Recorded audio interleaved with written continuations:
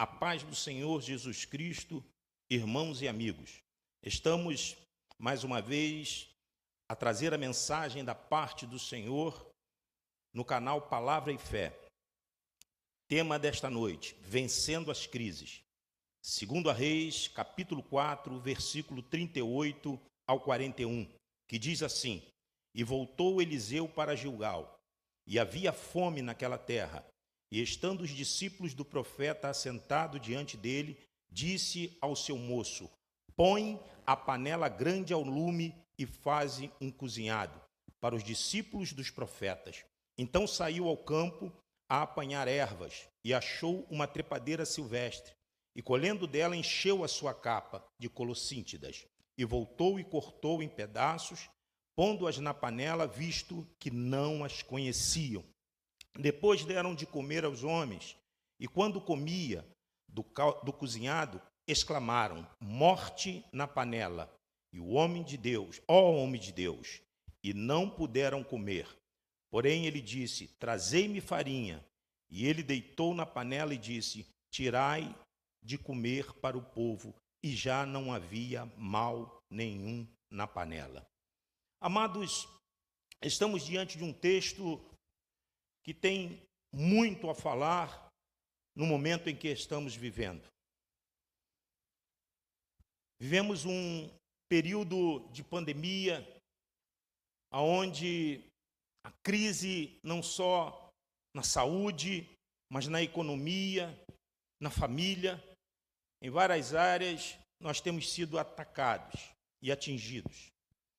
E neste texto da palavra de Deus nós aprendemos muito com este momento na vida do profeta Eliseu, onde por meio do poder de Deus e do Espírito Santo, esse texto nos ensina tremendamente como vencer as adversidades.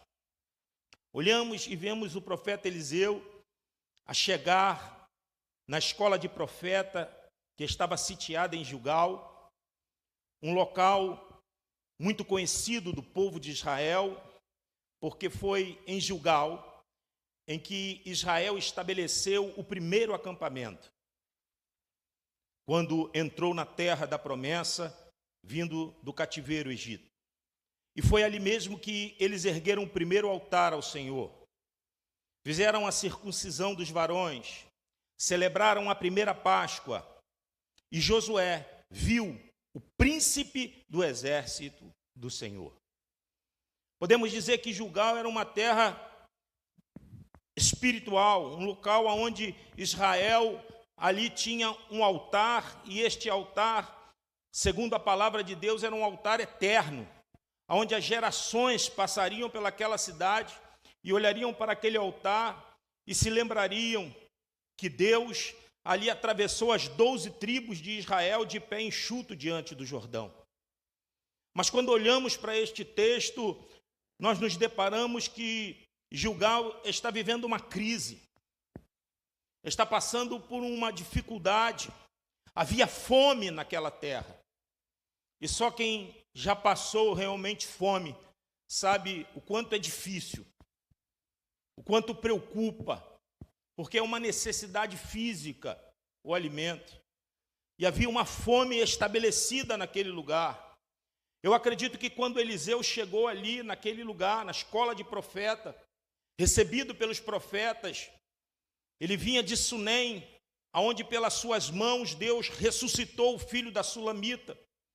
E chegando ali naquele lugar, recebido pelos aprendizes de profeta, pelos seus discípulos, eu creio que eles começaram a mostrar a Eliseu o que eles tinham conseguido realizar.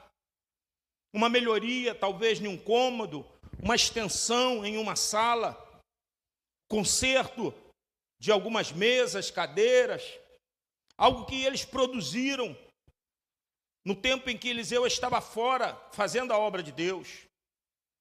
Mas, de repente, alguém chega ali e diz a realidade: ainda que fizemos melhoria, estamos vivendo uma crise, não há nada na despensa, estamos com fome, estamos passando um período difícil.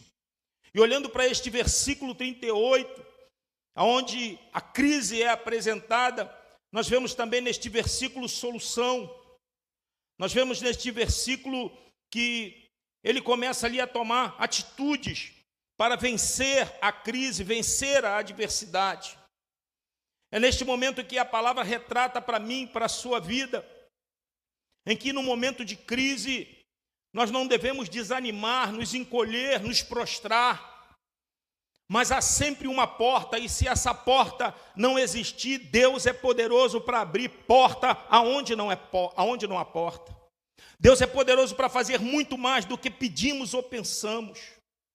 E olhando para este texto, também podemos entender que crise, ela chega sem ser convidada. E esta crise, ela pode alcançar o cristão ou não cristão, o rico ou o pobre, o jovem ou o idoso. Não escolhe, apenas acontece. Por isso a palavra do Senhor diz que nós devemos estar preparados. Ainda que estamos vivendo um momento de bonança, ainda que possamos estar vivendo um momento de paz, de multiplicação, de fartura, a palavra de Deus em Efésios 6,13 diz: portanto, tomai toda a armadura de Deus, para que possa resistir o dia mau. Aquele que conhece a verdade, aquele que conhece a palavra de Deus, aquele que tem Jesus no seu coração, ele vive sempre em vigilância, sempre preparado, porque conhecemos o agora, mas o amanhã a Deus pertence.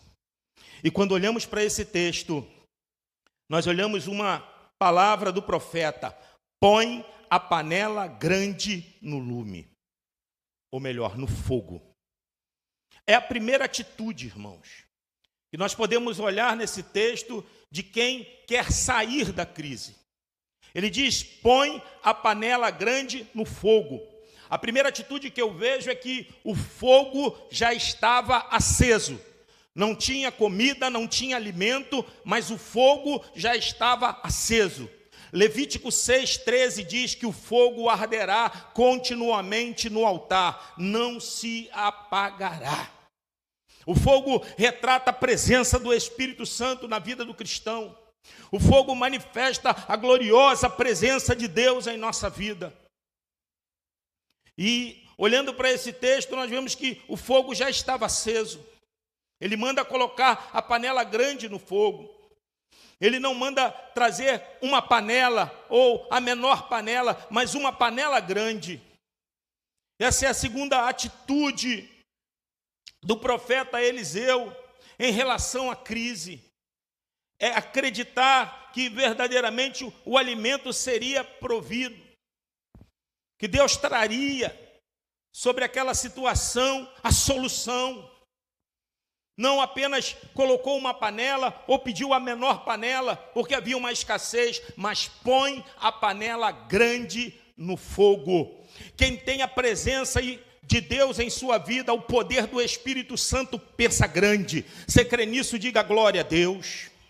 Louvado e engrandecido seja o nome do Senhor, exaltado seja o nome de Jesus. Ele não disse põe a panela, mas põe a panela grande. O fogo já estava aceso e a panela foi a maior. A segunda atitude: não andamos por vista, diz a palavra do Senhor, mas por fé. A situação está difícil, a crise está instalada, a enfermidade está perturbando, mas aquele que confia no Senhor já está vendo pela fé dias melhores.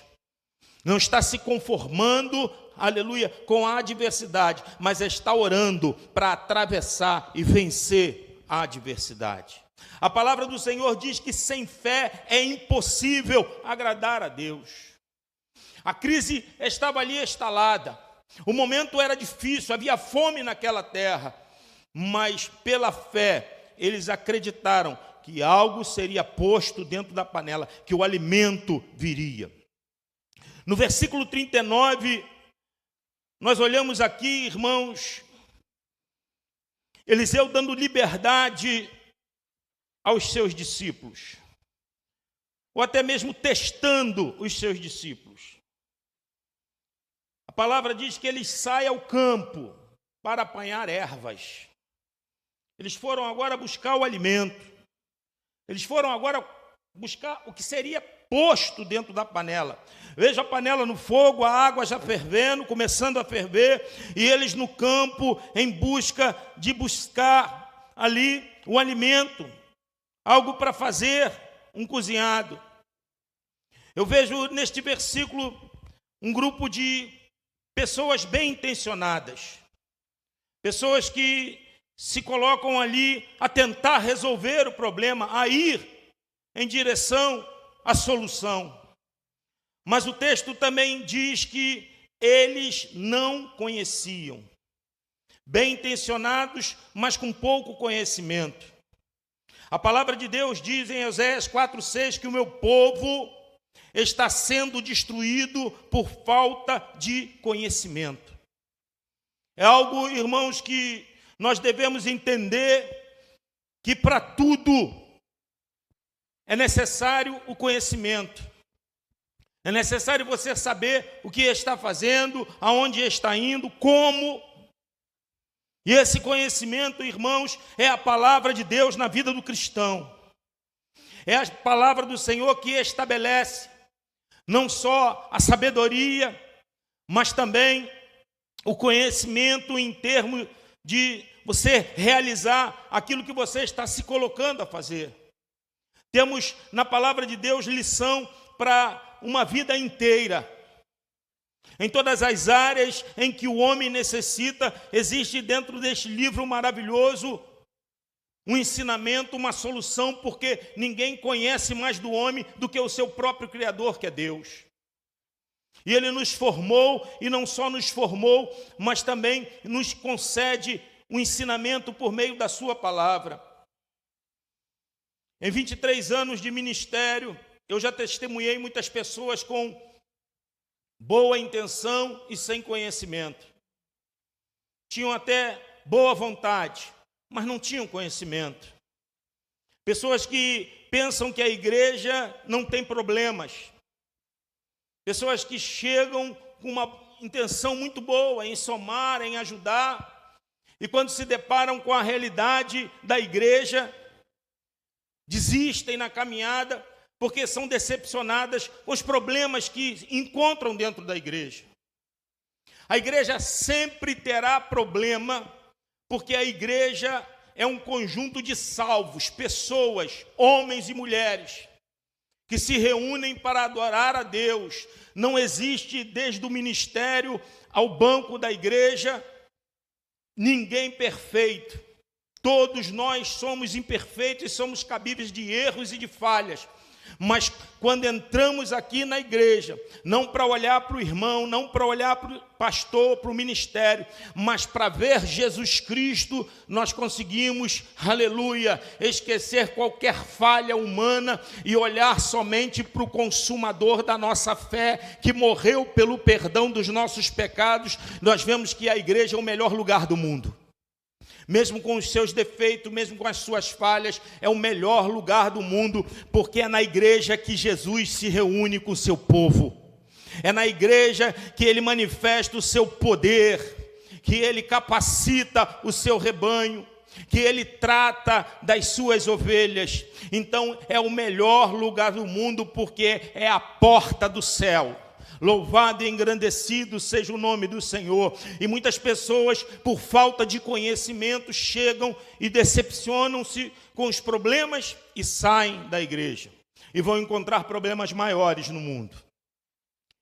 Pessoas que pensam que quando se convertem, quando aceitam a Jesus, as lutas e os sofrimentos acabam. Não acabam. Você vai ter um aliado poderoso, que tem todo o poder para estar do seu lado, e este aliado é Jesus. É Ele que vai te dar vitória, é Ele que vai te sustentar. Mas se tiver que passar pelo fogo, vai passar e Ele vai passar contigo. Se tiver que passar pela água, vai passar e Ele vai passar contigo. Se tiver de caminhar no deserto, vai caminhar e Ele vai caminhar contigo. Se tiver que descer no vale, vai descer no vale e Ele vai descer contigo, porque o nosso Deus é Deus de vitória. Mas existem pessoas que pensam que não. Que sofrimento não é para crente, que luta não é para crente. porque olham a igreja como uma solução completa. E a palavra do Senhor diz que tudo que plantamos, colhemos. E quando chegamos, muitas das vezes na igreja, chegamos com uma bagagem muito grande de problemas. Coisas que fizemos a nossa vida inteira.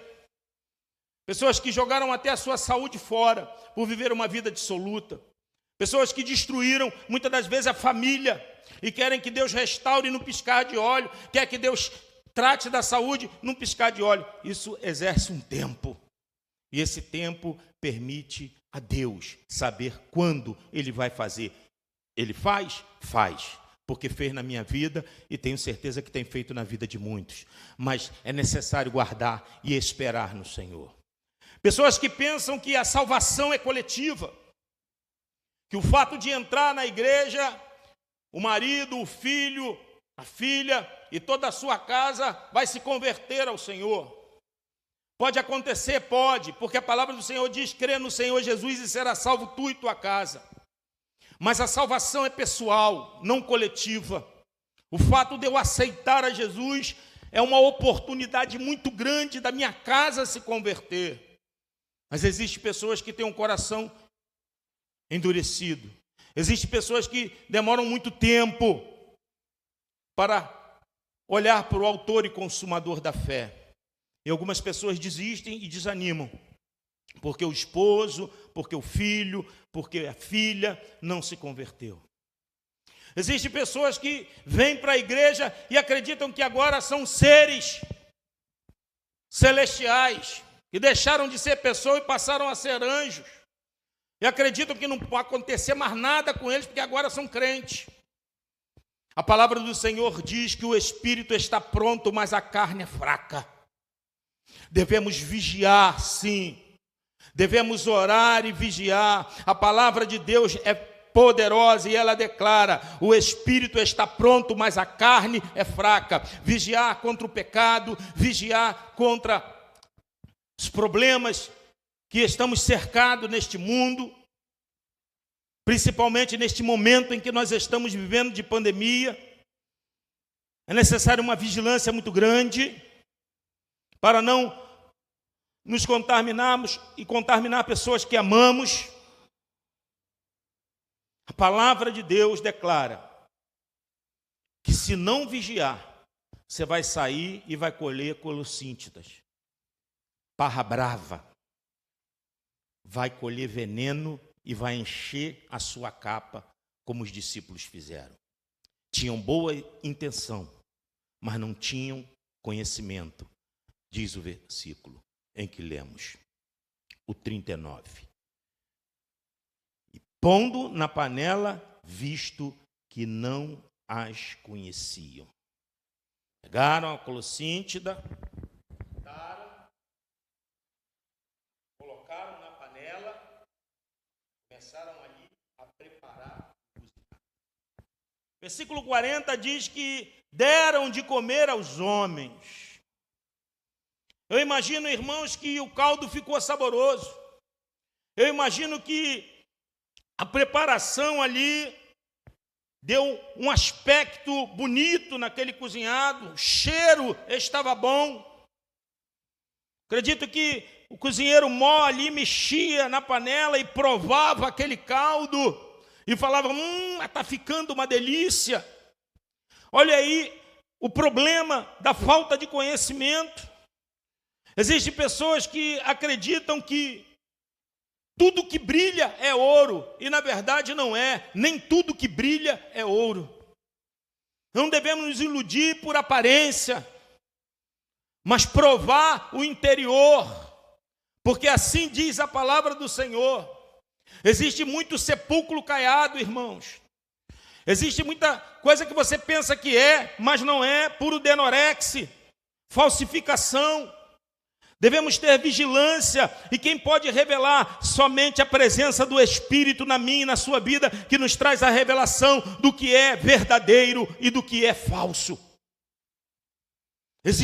Vivemos em um mundo onde a mentira tem se estendido cada vez mais. Existem pessoas até mesmo vivendo da fé dos outros, enganando pessoas por meio da fé, das adversidades, dos problemas, da fragilidade. Pessoas que vêm sorrateiramente para enganar. E esses homens estavam ali preparando o caldo, e o cheiro estava bom, a visão estava bom, mas o que estava dentro da panela era veneno, e eles não tinham conhecimento. Coisa que as pessoas têm muito que vigiar. O pecado é doce como mel, mas depois ele amarga como fel. Acredito que eles estavam ali, em volta da panela, sorridentes, mexendo, cozinhado, e um olhando para o outro e falando assim, mas quando Eliseu vê a sopa, quando ele olhar para esse caldo, ele vai ver que a gente está ficando bom mesmo. O outro, não, come mais um pouquinho, bota mais um pouquinho aqui na minha panela, bota aqui no meu prato, vamos comer mais um pouquinho. Rapaz, Eliseu vai saber que a gente está comendo. Que nada, rapaz, a panela está cheia. Vamos embora, vamos se lambuzar aqui, vamos comer bastante desse caldo. Quando Eliseu chegar, a panela é grande, não vai acabar não, vai sobrar para ele. Mas diz o texto que em pouco tempo, eles começaram a sentir alguma coisa diferente, algum mal-estar, algo que estava incomodando ali a sua natureza humana. Já estavam sentindo-se mal. E diz o texto que alguém gritou, morte na panela. Algo interessante, irmãos, que antes deles declararem morte na panela, eles declararam, ó homem de Deus. Esse texto, ele nos dá muito a entender o respeito, o reconhecimento que esses discípulos tinham do profeta Eliseu. Sabiam que Deus era com ele.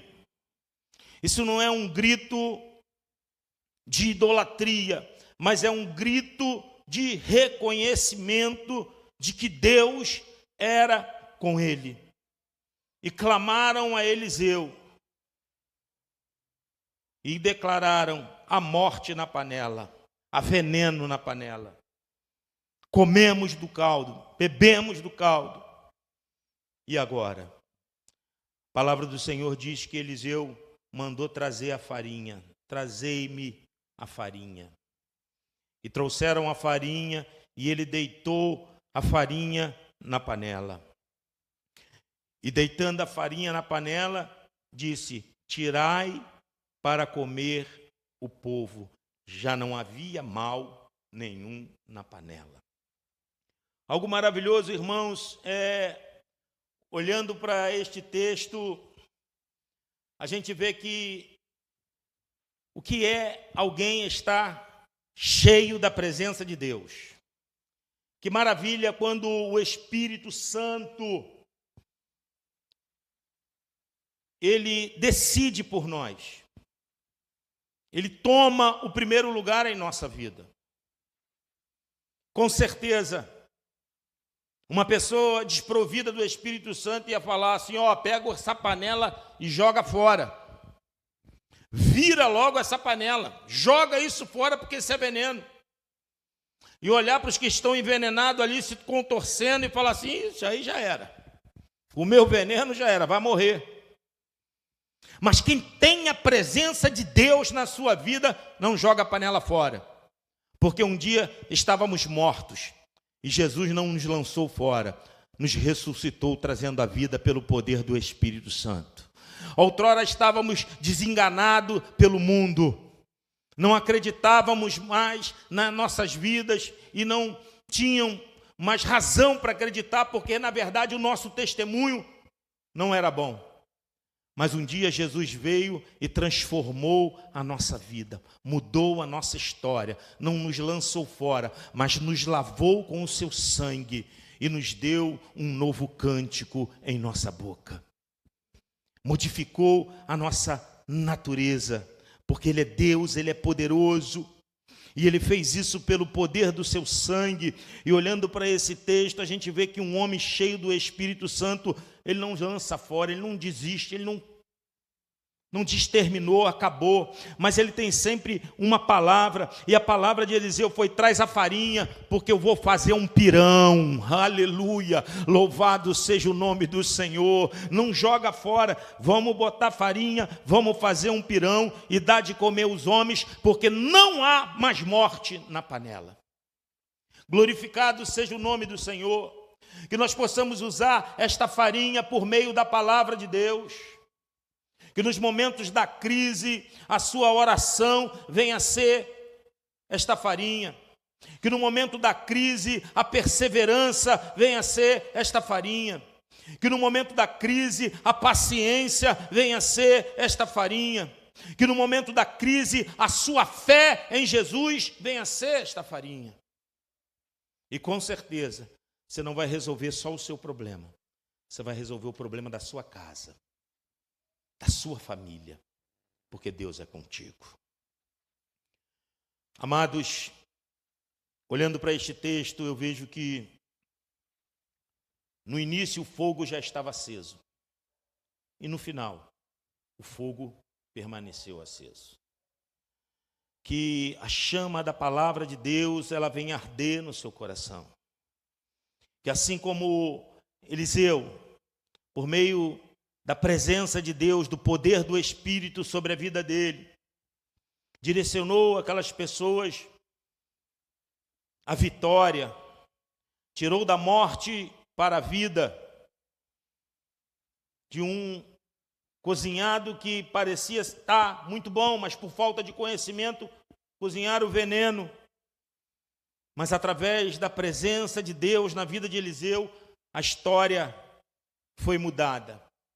E aquele dia que poderia ser um dia de tristeza, foi um dia de alegria. A tristeza pode durar uma noite, mas a alegria vem pela manhã. Que Deus manifeste o poder dele na sua vida e lhe conceda vitória, vitória, vitória. Vamos orar em nome de Jesus. Eu não sei o que você está enfrentando, passando, mas eu creio que esta farinha, que é Jesus Cristo na sua vida, vai transformar a sua história. Pai Celestial, na tua presença te louvamos, te engrandecemos e te exaltamos, porque tu és o Rei da Glória. Toma, Senhor, em tuas mãos a tua igreja. Toma, Senhor, esta vida que está ouvindo esta mensagem, e por meio desta mensagem, o Senhor venha operar no seu coração fé, poder do teu Espírito Santo, salvação, cura, porque tu és o Deus que liberta, Senhor. Tu és o Deus que cura e tu és o Deus que salva. É no nome de Jesus que oramos e é no nome de Jesus que te agradecemos, com perdão dos nossos pecados. Amém. Deus abençoe a sua vida, em nome de Jesus.